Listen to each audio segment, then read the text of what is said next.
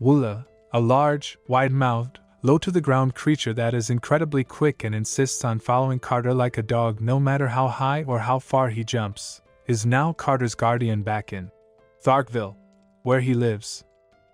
Carter is frustrated as he searches for Tarkas to obtain the medallion, but Woola is able to catch up with him and create enough commotion to foil Carter's plans.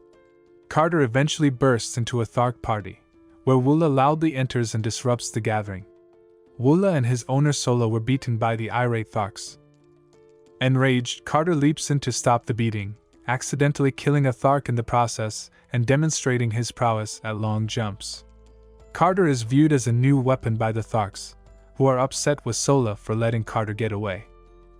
The Tharks brand her the following day in front of Carter, who watches in horror as they forewarn her that her next transgression will result in death because she has sinned so frequently that there is no more room on her skin for brands. When a sentry announces the presence of flying craft, the Tharks hide. 3 flying battleships with 2 red and 1 blue flags appear in the sky. For boarding parties and hand-to-hand combat, they close in. Carter is told that the Zodangans and Heliumites are at war by Tarkas as he observes through a telescope. Dejathoris makes an attempt to flee the ship, trips, and hangs on for several hundred feet. Carter recognizes that she is human and rushes to her aid. He rescues the girl using his long-distance jumping skills and begins to defend her, but she counters by demonstrating her own fighting prowess. Carter succeeds in turning the battle's momentum, but the blue helium craft crashes. Following this performance, Tarkas gives Carter his Doter Soja, or right arms, and Dejathoris as a reward. Tal Hages, a warrior with a broken tusk and rival to Tarkas, observes with enraged disapproval. Carter declines the position because it makes him think of Powell, but Tarkas insists that if Carter declines, he won't be able to save Deja's life. Carter reluctantly agrees, and soon he is fending off questions about his talent from everyone. Deja wants to be able to jump as well as Carter, but she believes that since Carter has a different bone density than she does, she is unlikely to be able to learn how to do so. Carter is forewarned against her by Tarkas, who is aware of her attempts to acquire a new weapon for helium. All Carter wants is to return home. He tries to describe his home to Deja, but she thinks he's either crazy or lying because he talks about a place that hasn't existed in this area for a very long time. She assumes he is a Thurn because of his serious demeanor, and their discussion of astronomy eventually leads to the realization that Carter is from Earth, which she refers to as Jasum, but that he is currently on Mars, which she refers to as Barsoom. Thurns will probably have the answer if there is a way to travel between the worlds. Carter and Dejathoris enter a cave that is purported to be a temple of the goddess and her adherents. The Thurns, despite Sola's attempts to stop them.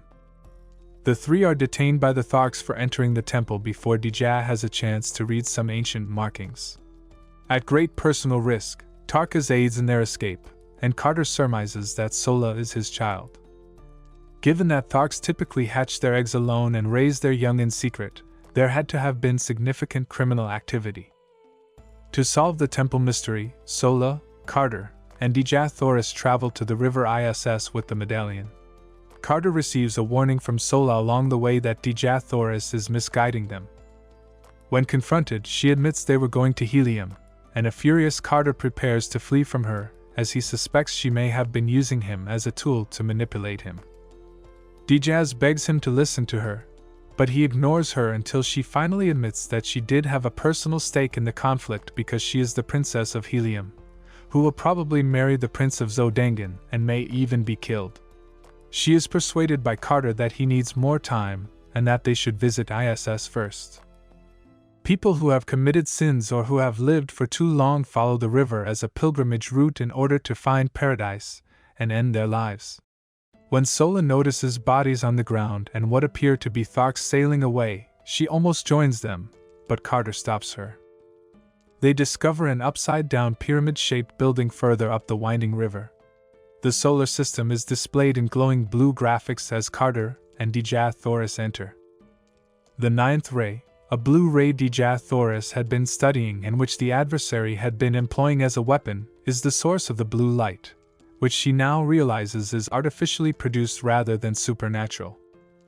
They also understand that Carter's appearance on Mars is probably the result of an Earth-to-Mars transmission of a copy of himself. On the advice of Matai Shang, an army of Tharks is approaching outside.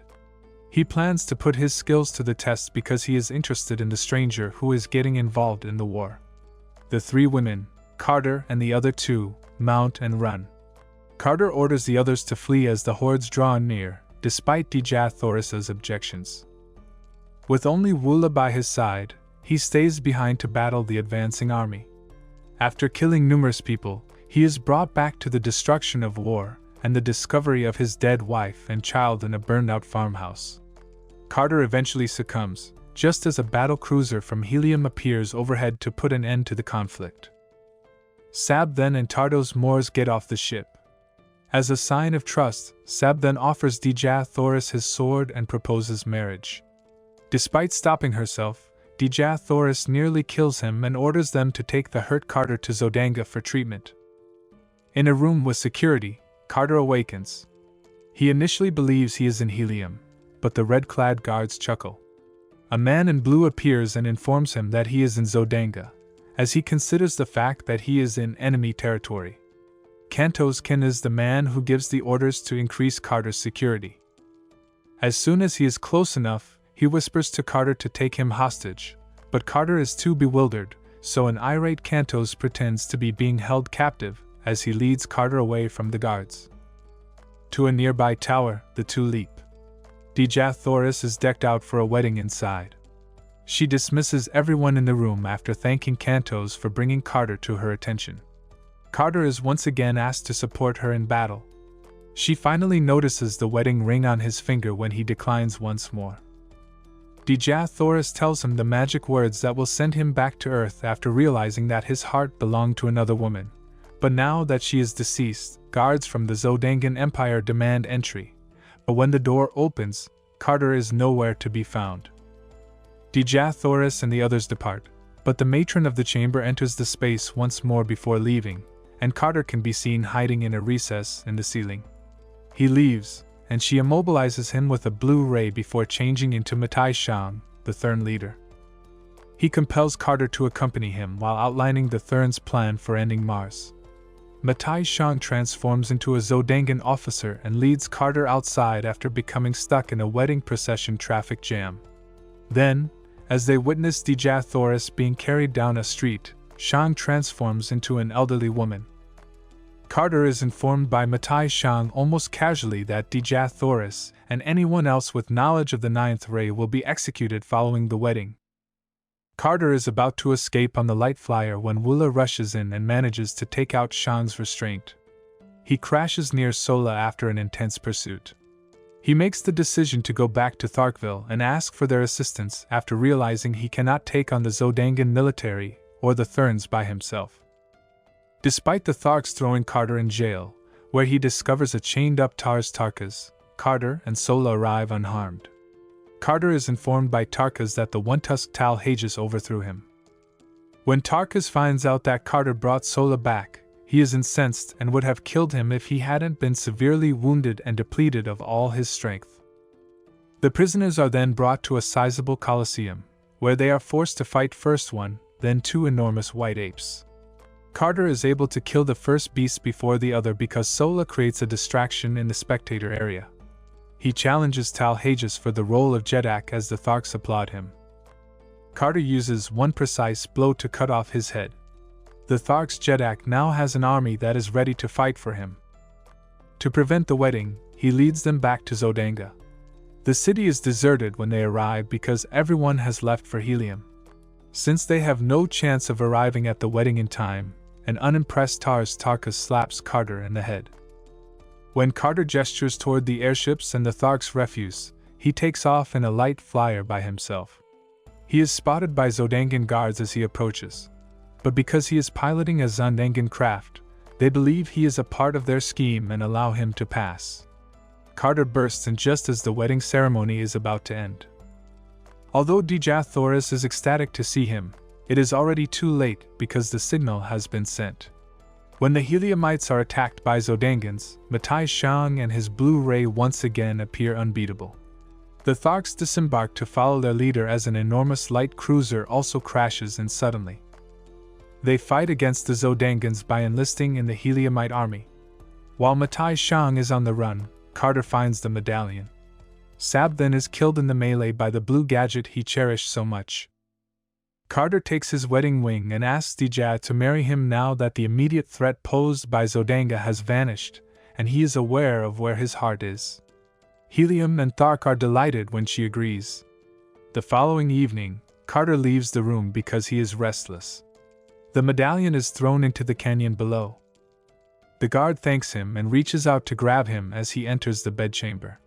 He then transforms into Matai Shang to send Carter back to the cave in Arizona. The colonel is only a skeleton when Carter awakens.